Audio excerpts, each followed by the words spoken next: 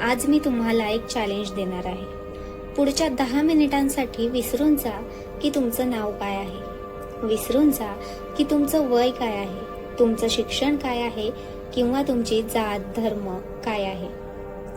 कारण जर तुम्ही स्वतःला चौकटीत बघत असाल तर ऋषी अष्टावक्र म्हणतात की तुम्ही अजून स्वतःला ओळखलंच नाहीये. तुम्ही स्वतःलाच एका अशा सावलीच्या बेड्यांमध्ये अडकवून ठेवलंय जिथे तुम्ही कधीच मुक्त होऊ शकत नाही. आजच्या या व्हिडिओमध्ये आपण फक्त एक श्लोक नाही तर आपल्याच अस्तित्वाचा असा एक सापेक्षता सिद्धांत, थिअरी ऑफ रिलेटिव्हिटी पाहणार आहोत, जो आचार्य प्रशांत यांनी अतिशय सखोलपणे मांडला आहे. हे चॅलेंज सोपं नाहीये, कारण जर तुम्हाला अष्टावक्रांचा हा असंग आणि निराकार होण्याचा संदेश समजला तर कदाचित तुम्ही हा व्हिडिओ संपल्यानंतर ती व्यक्ती उरणार नाही जी हा व्हिडिओ सुरू होत असताना होती. नत्वं विप्रवादिको वर्णो नाश्रमी नाक्ष गोचरः असंगोसी निराकारो विश्वसाक्षी सुखी भव. तू ब्राह्मण इत्यादी कोणत्याही वर्णाचा नाहीस, की तू ब्रह्मचारी इत्यादी कोणत्या आश्रमाचाही नाही. तू इंद्रियांना दिसणारा पदार्थही नाहीस.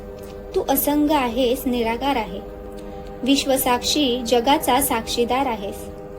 म्हणून तू सुखी आणि निश्चिंत हो, असे ऋषी अष्टावक्र राजा जनक यांना सांगत आहेत. वर्णव्यवस्थेशी किंवा जन्मजात कोणत्याही भेदाशी तुझा काहीही संबंध नाही. तसेच कोणत्याही आश्रमाशी तुझा कोणताही संबंध नाही. अष्टावक्र ऋषींनी तुला या वर्णाश्रम अवस्थेतून पूर्णपणे मुक्त केले आहे. आश्रम व्यवस्था तुझ्या वयानुसार तुझे कर्तव्य ठरवते. 25 वर्षांपर्यंत तुझा एक आश्रम आहे, पुढची 25 वर्षे दुसरा आश्रम आहे, मग तिसरा आणि मग चौथा. म्हणजेच तुझे वय ठरवते की तुझे कर्तव्य काय असेल. पण हे वय तर देहाचे असते. आश्रम व्यवस्था बाजूला सारून अष्टावक्र सांगत आहेत की तू देह नाहीस. त्याचप्रमाणे जेव्हा ते म्हणतात की तुझा कोणताही वर्ण नाही, ब्राह्मण, क्षत्रिय, शूद्र इत्यादी सर्व खूप वरवरच्या गोष्टी आहेत, तेव्हा ते हेच सांगत आहेत की वर्ण व्यवस्था सुद्धा देहामुळेच येते. जर वर्ण हे देहासाठी आहे तर तू स्वतःला का त्रास करून घेतो? तू देह नाही आणि म्हणूनच तू स्वतःला देहाशी जोडून घेऊ नको. देह आणि वय यांच्या गोंधळात पडणे तुझे काम नाही. मग जेव्हा तू देह नाहीस तेव्हा देह जे काही अनुभवतो त्यामध्ये तू कसा असू शकतो? मग ते पुढे म्हणतात की जे काही डोळ्यांनी पाहिले जाऊ शकते, दृश्य, ते तू नाहीस.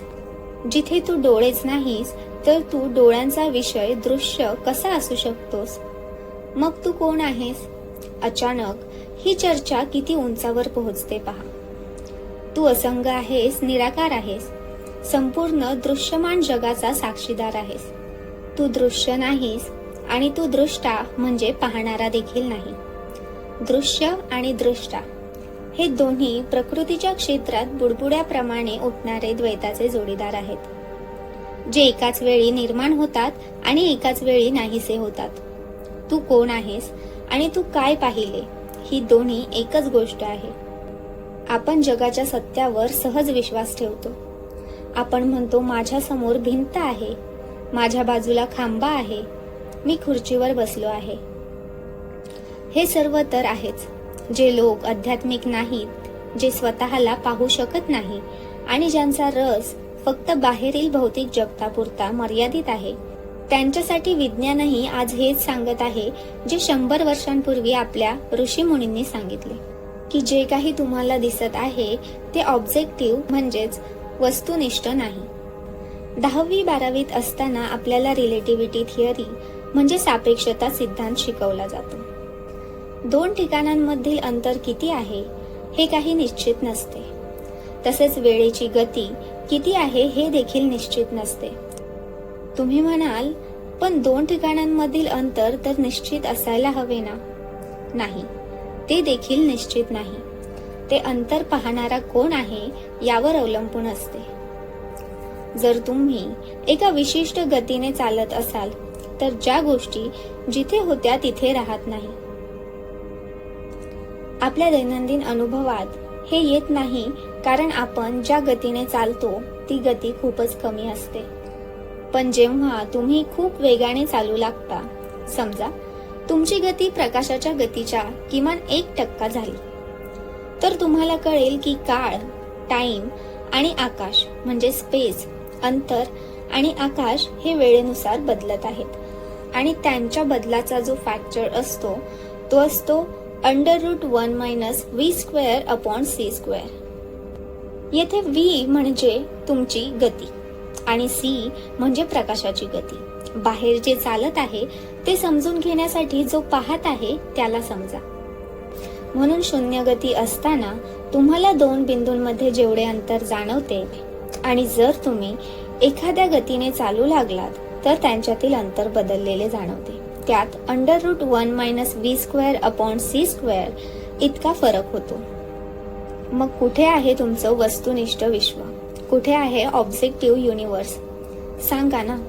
हा प्रश्न वेदांत तुम्हाला विचारतो. तुमच्या गतीनुसार म्हणजेच ऑब्झर्वर जो पाहणारा आहे, दृष्टा, याच्यानुसार ऑब्झर्व्ड ज्या दृश्य घटना आहेत त्या बदलून जातात. संपूर्ण भौतिकशास्त्र, फिजिक्स आता अशा वळणावर आले आहे जिथे पुढे जाण्यासाठी त्यांना ऑब्झर्व्हरवर प्रयोग करावे लागत आहेत. विचित्र निष्कर्ष समोर येत आहेत जे हे सांगतात की जोपर्यंत तुम्ही ऑब्झर्व्हर जो दृश्य पाहत आहे त्याला समजत नाही, तोपर्यंत तुम्ही ऑब्झर्व्ड म्हणजे दृश्याला समजू शकणार नाही. दृश्य समजणे कठीण आहे. ऑब्झर्व्हर म्हणजे दृष्टा आणि ऑब्झर्व्ड म्हणजे काही दृश्यमान, जे समोर दिसत आहे किंवा जे अनुभवले जात आहे त्या सर्व घडामोडी. तर बाहेर काय चालले आहे हे आता भौतिकशास्त्र, फिजिक्सही समजू शकत नाही. शास्त्रज्ञही आता तिथेच येऊन थांबले आहेत आणि म्हणत आहेत की बाहेर जे चालले आहे ते समजून घेण्यासाठी जो पाहत आहे त्याला समजावं लागेल. तीच गोष्ट येथे अष्टावक्र सांगत आहेत. त्यांनी कोणत्याही बाह्य प्रयोगशाळेत प्रयोग केलेले नाहीत. त्यांची प्रयोगशाळा ही आंतरिक आहे आणि ते सांगत आहेत, या पूर्व जगात डोळे जे काही पाहत आहेत त्याला सत्य मानू नका. न ते सत्य आहे ना त्याच्याशी तुमचा कोणताही संबंध आहे. आणि म्हणूनच अष्टावक्र सांगतात की तुम्ही असंग व्हा. संग करण्यासाठी, सोबत करण्यासाठी समोर एखादी वस्तू किंवा एखादा तुकडा, कोणती तरी गोष्ट असावी लागते. तुम्हालाही एक छोटासा तुकडा असावे लागेल. एका तुकड्याला दुसरा तुकडा मिळाला की तुम्ही म्हणाल संगती झाली. पण ना तुम्ही तुकडा आहात ना समोर दिसणारे तुकडे सत्य आहेत. मग पहिली गोष्ट म्हणजे तुम्ही कशाशी जोडले कसे जाल? तुम्ही कोणताही खंड, अंश किंवा अपूर्णता नाहीच आहात.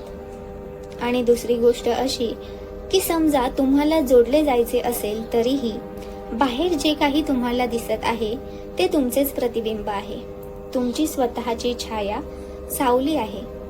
तुमचेच प्रक्षेपण, प्रोजेक्शन आहे. कोणीही या जगात, कोणताही प्राणी आपल्याच सावलीशी जोडून पूर्णत्व कसे मिळवू शकेल? एखादा आजारी माणूस म्हणाला, मी माझ्या सावलीला मिठी मारली तर मी बरा होईल. तर ही किती विचित्र गोष्ट आहे. यावर तुम्ही त्याला म्हणाल की तो माणूस वेडा आहे. कारण जे तुमच्यात नाही ते तुमच्या सावलीत कसे येईल? आणि जर ते सावलीत दिसत असेल तर तो भ्रम असेल. जसे एखाद्या बुटक्या माणसाची सावली संध्याकाळच्या वेळी खूप लांब असू शकते, पण तुमची सावली लांब झाली तरी तुमच्यात काही बदललेले नाही. ती लांबी तुमच्या यथार्थ रूपात कोणताही मूळ बदल घडवून आणणार नाही. हो, तिला पाहून तुम्ही क्षणभर आनंदी होऊ शकता. वेदांताची हे एक अत्यंत मूलभूत गोष्ट आहे. वेद तुम्हाला जगातून मुक्ती देतात, हे सांगून की हे जग तुमची सावली आहे आणि तुमची सावली तर तुमच्यापेक्षा अधिक बिचारी असते. तुमची सावली तर तुमच्यापेक्षाही जास्त परावलंबी असते. ती मजबूर असते किंवा विवश असते. जर तुम्ही स्वतः विवशतेत आणि मजबुरीत जगत असाल तर तुमची सावली तर तुमच्यापेक्षाही वाईट परिस्थितीत आहे. समजा तुमच्या हातांमध्ये बेड्या आहेत. तुमच्या हातात बेड्या आहेत, बरोबर? तुम्ही मजबूर आहात आता तुमच्या सावलीकडे पहा. तुमचे हात एक आहेत, सावलीचे 2 हात आहेत. पहिली गोष्ट म्हणजे सावलीच्या हातातही बेड्या आहेत आणि दुसरी गोष्ट म्हणजे तुमची सावली तुमच्या पायांशी बांधलेली आहे. तुम्ही उभे राहा, तुमची सावली नेहमी तुमच्या पायांशी बांधलेलीच राहते. तुम्ही स्वतःच्या सावलीला पाहता तेव्हा तिच्या हातातही बेड्या दिसतील.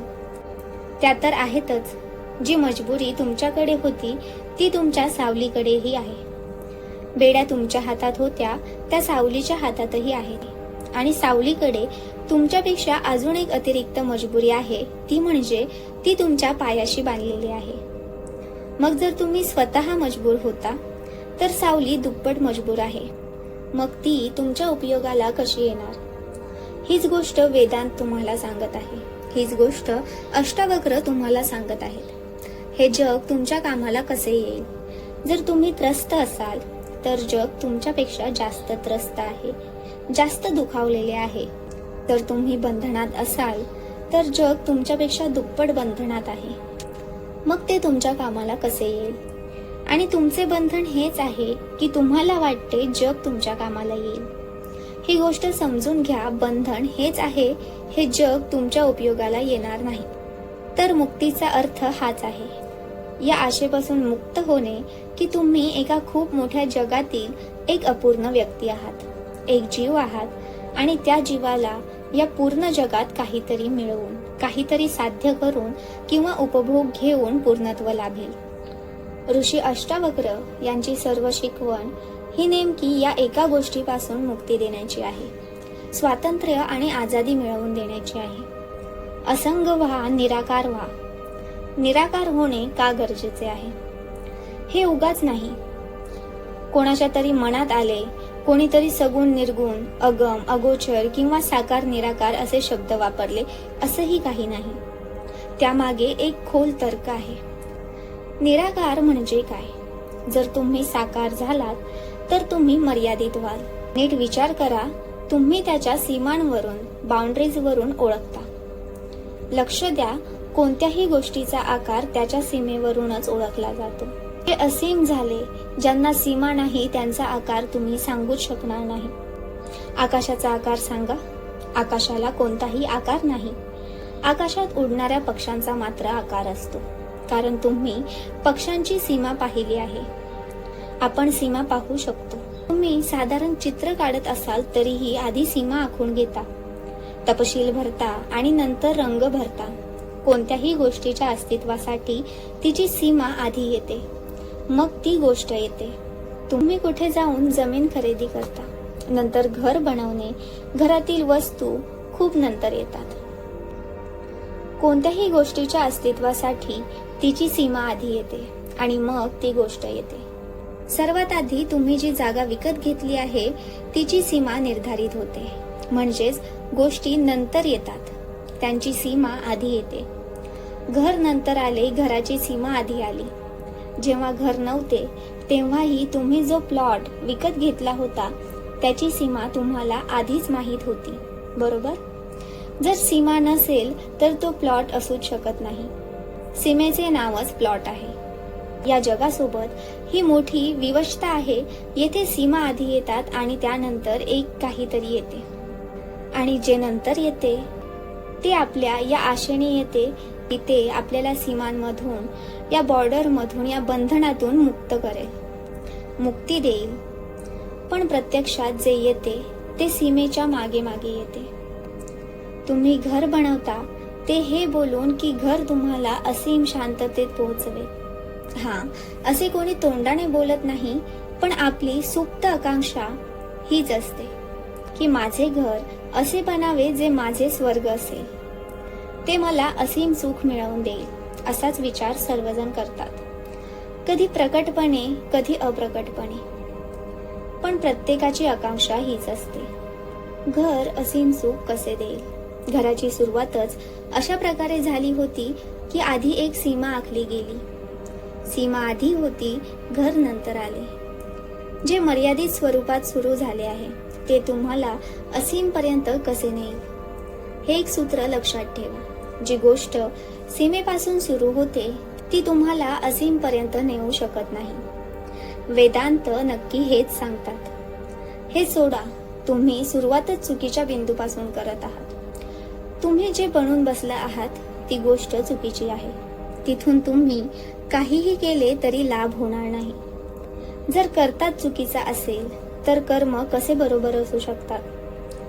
तू असंग आहेस, निराकार आहेस, विश्वसाक्षी आहेस. तू सुखी आणि निश्चिंत हो. सुखी भव. येथे कोणत्या सुखाबद्दल बोलले जात आहे? येथे असीम सुखाबद्दल बोलले जात आहे. हे असे सुख आहे ज्याचे हृदय कधी तुटलेले नाही, जे सतत असुरक्षित किंवा भयभीत नाही, जे साध्या खटक्याने दचकून जात नाही, ज्याला सतत ही वेदना सतावत नाही की आता याचा अंत होणार आहे. हे अनंत सुखाबद्दल बोलले जात आहे. हे निश्चिंत सुखाबद्दल बोलले जात आहे. येथे एक खूप सुंदर शब्द आला आहे, निश्चिंत सुख. आपले सर्व सुख चिंतेने ग्रासलेले असते, चिंतेवर आधारित असते. सुख मिळाले की मोठी चिंता सुरू होते की हे सुख कोठे हिरावून जाऊ नये. सुखच आपोआप चिंतेचे रूप घेते. जितके मोठे सुख तितकी जास्त चिंता. याला मी कसे बांधून ठेवू, कसे पकडून ठेवू, याला भविष्यासाठी कसे रोखून धरू, हे कधी हिरावले तर जाणार नाही ना, हे कसे निश्चित करू. अष्टावक्र निश्चित सुखाबद्दल बोलत आहेत. ते चिंतेने ग्रासलेल्या सुखाबद्दल बोलत नाहीत, असुरक्षित सुखाबद्दल बोलत नाहीत, अल्प सुखाबद्दल बोलत नाहीत. अष्टावक्र अनंत निश्चिंत सुखाबद्दल बोलत आहेत, जे स्वतःमध्येच पूर्णतः सुरक्षित आहेत आणि ज्यावर अढळ विश्वास आहे, इतका गाढ विश्वास की आता त्याला चिंतनाचीही गरज नाही. विश्वासाचा मुद्दाच जणू सुटला आहे. विश्वास करावा की नाही, चिंतित राहावे की नाही हा प्रश्नच उरलेला नाही. फक्त सुख उरले आहे. सुखाच्या भविष्याची पर्वा नाही, सुखाला सुरक्षा देण्याची चिंता नाही, कर्तव्य नाही. अष्टावक्र जेव्हा सुख म्हणतात आणि समाज जेव्हा सुख म्हणतो, या दोन गोष्टींमध्ये खूप मोठा फरक असतो. आणि हा जो फरक आहे तोच बऱ्याच अंशी सर्व संतांच्या वाणीचा विपर्यास होण्याचे कारणही आहे. कारण त्यांनी जे सांगितले ते तुमच्याच भाषेत सांगितले. अष्टावक्र गीता सोप्या संस्कृत मध्ये आहे, तुमच्याच शब्दांत प्रयोग आहे. पण जेव्हा तुम्ही शब्दांचा प्रयोग करता तेव्हा तुम्ही तुमच्या केंद्रातून, अहंकारातून करता. तुमचा काही वेगळा अर्थ असतो. तुम्ही जेव्हा सुख म्हणता तेव्हा तुमचा अर्थ वेगळा असतो. अष्टावक्र जेव्हा सुख म्हणतात तेव्हा त्यांचा पूर्णपणे वेगळा अर्थ असतो. त्यामुळे जेव्हा तुम्ही अष्टावक्रांकडे जाल किंवा कृष्णाकडे जाल तेव्हा प्रयत्न करा की ग्रंथ तसाच वाचाल जसा तो सांगितला गेला आहे. तसा वाचू नका जसे तुम्ही आहात. या दोन्ही वेगवेगळ्या गोष्टी आहेत.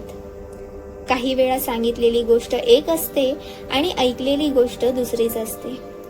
मी काय म्हटले आणि तुम्ही काय ऐकले, या दोन्ही गोष्टी खूप भिन्न असू शकतात. तुम्ही प्रयत्न करा. कदाचित ते पूर्णपणे शक्य होणार नाही. तसे ऐकण्याचा प्रयत्न करा जसे ते सांगितले गेले आहे. तुम्ही तुमच्या जुन्या सवयीनुसार ते ऐकू नका.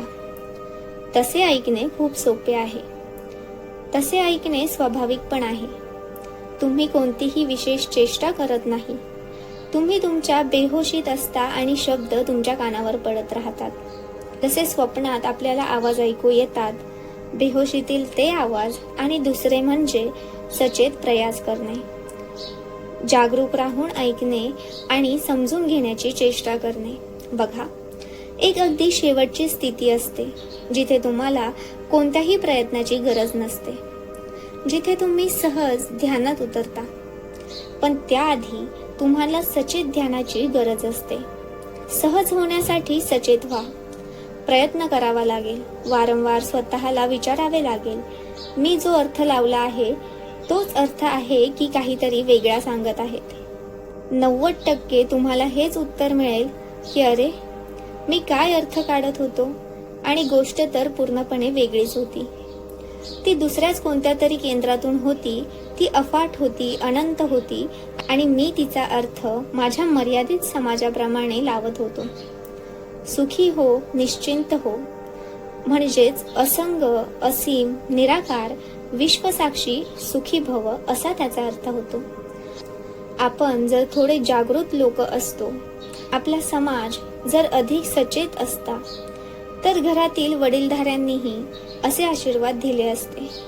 समजा कोणी तरुण बाहेर जात आहे आणि तो आजोबांच्या पाया पडायला आला, तर आजोबांनी त्याला म्हटले असते, असंगोसी निराकारो, विश्वसाक्षी सुखी भव. तू असंग, निराकार आणि जगाचा साक्षीदार आहेस, सुखी हो. पण आपण लोक तर इतके बेहोश आहोत की आपण काय काय आशीर्वाद देतो ते कोणास ठाऊक.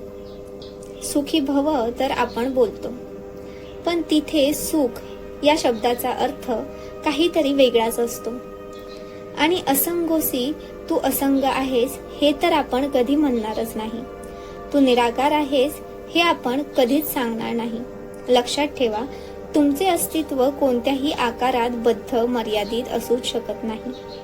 न तू वर्ण आश्रमी, न तू हा देह, इंद्रियांचा विषय नव्हेस तू गेह. असंग निराकार तू चिन्मय साक्षी, सुखी होऊनी राहे या विश्वाचा रक्षी. न तू वर्ण आश्रमी, तू ब्राह्मण क्षत्रिय यांसारख्या कोणत्याही वर्णाचा नाहीस, आणि ब्रह्मचर्य गृहस्थ यांसारख्या कोणत्याही आश्रमाचाही नाहीस. न तू हा देह, तू हा मर्त्य शरीर देह नाहीस. इंद्रियांचा विषय नव्हेस तू गेह, डोळ्यांना जे दिसते दृश्य ते तू नाहीस, आणि तू शरीराचे घर गेह देखील नाहीस. असंग निराकार, तू कशातही न अडकलेला असंग आणि आकार विरहित निराकार आहेस. चिन्मय साक्षी आहेस, तू केवळ चैतन्य स्वरूप असून या जगाचा साक्षीदार आहेस. सुखी होऊनी राहे हे सत्य जाणून तू पूर्णपणे सुखी आणि शांत हो.